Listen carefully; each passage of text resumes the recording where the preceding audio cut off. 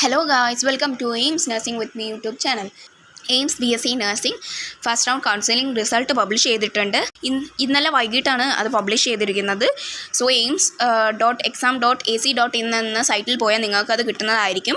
അല്ലെങ്കിൽ ഞാൻ കമൻറ്റ് സെക്ഷനിൽ പിൻ ചെയ്യുന്നതാണ്. അതിൽ കയറി ലിങ്കിൽ കയറി നിങ്ങൾക്ക് ചെക്ക് ചെയ്യാവുന്നതാണ്. 18 എയിംസിലേക്കാണ് ഇപ്പോൾ BSc നഴ്സിംഗിന് വേണ്ടി സ്റ്റുഡൻസിനെ എടുത്തിട്ടുള്ളത്. സോ ഈ റാങ്കിനനുസരിച്ചാണ് എല്ലാവർക്കും സീറ്റ് കിട്ടിയിരിക്കുന്നത്. ഫസ്റ്റ് റാങ്ക് കിട്ടിയ എയിംസ് ഡൽഹി UR ജനറൽ കാറ്റഗറിയിലാണ് കിട്ടിയിരിക്കുന്നത്. തേർഡ് റാങ്കുള്ള കുട്ടി OBC NCL റിസർവേഷൻ ഉണ്ട്, ബട്ട് ജനറൽ കാറ്റഗറിയിലാണ് ആ കുട്ടിക്ക് സീറ്റ് അലോട്ട് ചെയ്തിരിക്കുന്നത്. സോ ആ OBC NCL സീറ്റ് നെക്സ്റ്റ് പേഴ്സണിന് ആ റിസർവേഷൻ കിട്ടുന്നതാണ്. ആ കുട്ടിക്ക് ആ റിസർവേഷൻ അവിടെ കിട്ടുന്നതല്ല. അല്ലാതെ തന്നെ ആ കുട്ടി കൊടുത്ത ഫസ്റ്റ് ഓപ്ഷനിൽ ആ കുട്ടിക്ക് കിട്ടിയിട്ടുണ്ട്.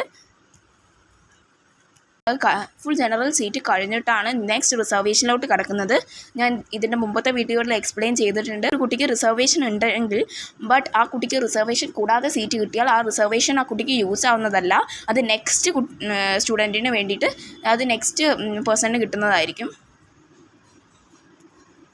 സോ അങ്ങനെയാണ് റാങ്ക് വന്നിരിക്കുന്നത്.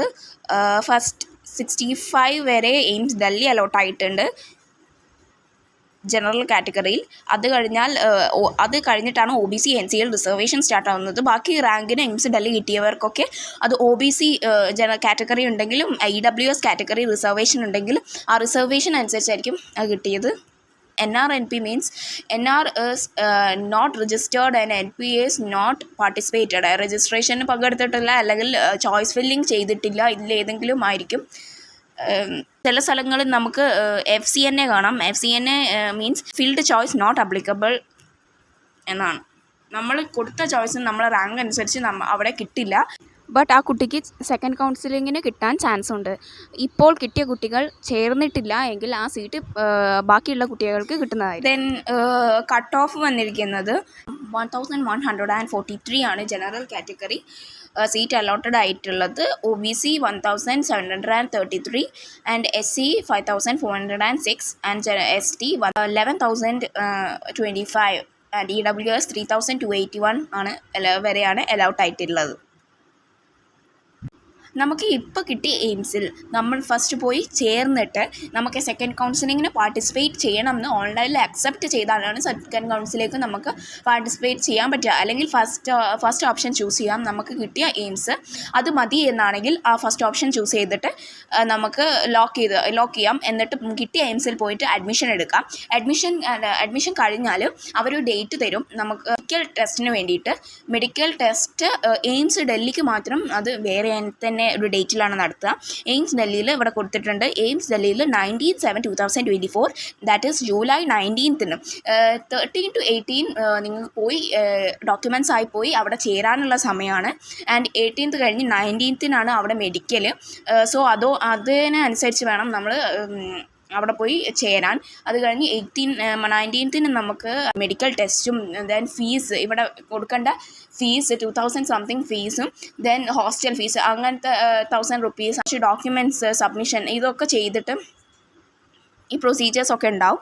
ബാക്കി എയിംസിലൊക്കെ ഡിഫറെൻ്റ് ആയിരിക്കും ഡേറ്റ്.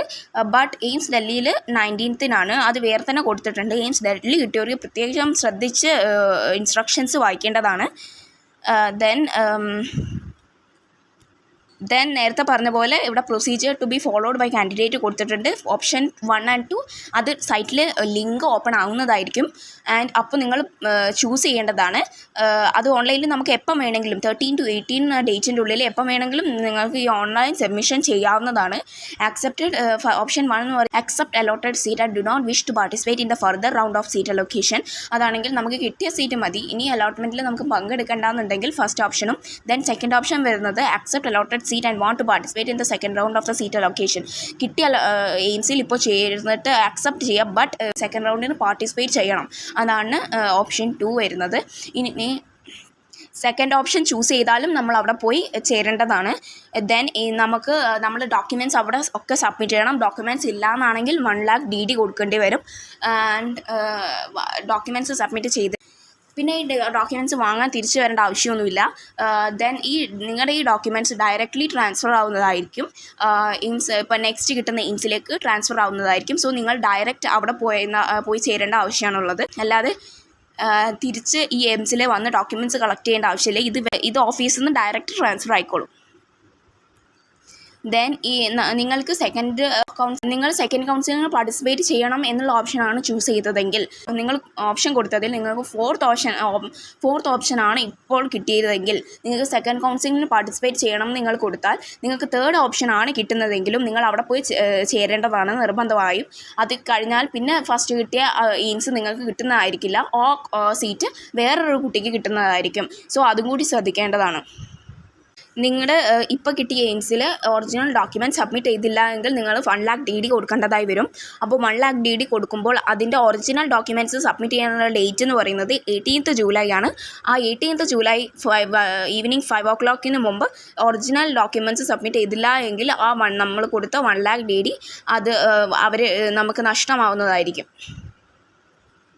ഇത് സെക്കൻഡ് കൗൺസിലിങ്ങിന് പാർട്ടിസിപ്പേറ്റ് ചെയ്യേണ്ട, ഫസ്റ്റ് കൗൺസിലിങ്ങിന് കിട്ടിയ സീറ്റ് അത് തന്നെ മതി എന്നുള്ളവർക്കാണ് 18th ഒറിജിനൽ ഡോക്യുമെൻറ്റ്സ് സബ്മിറ്റ് ചെയ്യേണ്ടത്. സെക്കൻഡ് അലോട്ട്മെൻറ്റിന് പാർട്ടിസിപ്പേറ്റ് ചെയ്യണം എന്ന് ചൂസ് ചെയ്തവർക്ക് സെക്കൻഡ് അലോട്ട്മെൻറ്റിന് ശേഷം അത് സബ്മിറ്റ് ചെയ്യാനുള്ള ഒരു ഡേറ്റ് തരുന്നതായിരിക്കും. ദെൻ എയിംസ് മെയിൻ ഗ്രാൻഡ് എന്ന പേരിലായിരിക്കണം DD എടുക്കേണ്ടത്. ദെൻ ഓൺലൈനിൽ നിങ്ങൾ ഇത് ഒരു ഓപ്ഷനും ആക്സെപ്റ്റ് ചെയ്തില്ല എങ്കിൽ നിങ്ങളുടെ സീറ്റ് നഷ്ടപ്പെടുന്നതായിരിക്കും. അത് ശ്രദ്ധിക്കേണ്ടതാണ്. ദെൻ വേണ്ട ഇമ്പോർട്ടൻറ്റ് ഡോക്യുമെൻറ്റ്സ് ഇതിന് മുമ്പ് ചെയ്ത വീഡിയോയിൽ പറഞ്ഞിട്ടുണ്ട്. സെയിം ആണ്. Offer letter, seat allocation letter, ഇതൊക്കെ നിങ്ങൾ ആക്സെപ്റ്റ് ചെയ്യുമ്പോൾ നിങ്ങൾക്ക് വരുന്നതായിരിക്കും. ഓൺലൈനിൽ ആക്സെപ്റ്റ് ചെയ്യുമ്പോൾ നിങ്ങൾക്ക് വരുന്നതാണ്. Offer letter, seat allocation letter, final registration slip, admit card issued by the AIIMS, 10th passing certificate or birth certificate, then self attest copy of the 12th certificate, then 12th mark sheet ഉണ്ടെങ്കിൽ അതിൻ്റെ self attested copy with original, and then reservation certificate കൊണ്ടുവരേണ്ടതാണ്, central government ഫോമാറ്റിലുള്ളത്. അതിൻ്റെ issue date കൊടുത്തിട്ടുണ്ട്. നമ്മൾ upload ചെയ്ത അതേ certificate കൊണ്ടുവരേണ്ടതാണ്. ദെൻ എന്തെങ്കിലും ഡൗട്ട്, എയിംസിനെ കുറിച്ച് എന്തെങ്കിലും ഡൗട്ട് ഉണ്ടെങ്കിൽ നിങ്ങൾക്ക് ഈ മെയിൽ ID ഉപയോഗിച്ച് നിങ്ങൾക്ക് നിങ്ങളുടെ ഡൗട്ട്സ് ചോദിക്കാവുന്നതാണ്. ആൻഡ് കമൻറ്റ് സെക്ഷനിലും നിങ്ങളുടെ എന്തെങ്കിലും ഡൗട്ട് ഉണ്ടെങ്കിൽ നിങ്ങൾക്ക് ചോദിക്കാവുന്നതാണ്. ഈ കൗൺസിലിങ്ങിന് സീറ്റ് കിട്ടാത്തവർക്ക് നെക്സ്റ്റ് കൗൺസിലിങ്ങിലേക്ക് ഓട്ടോമാറ്റിക്കലി അവർ പാർട്ടിസിപ്പേറ്റ് ആയിക്കോളും. അതിന് നിങ്ങളൊന്നും ചെയ്യേണ്ട ആവശ്യമില്ല. ദെൻ നിങ്ങൾ അഡ്മിഷൻ എടുക്കാൻ പോകുന്നതിന് മുമ്പ് ഫുള്ള് വായിച്ചു മനസ്സിലാക്കിയിട്ട് വേണം പോകാൻ.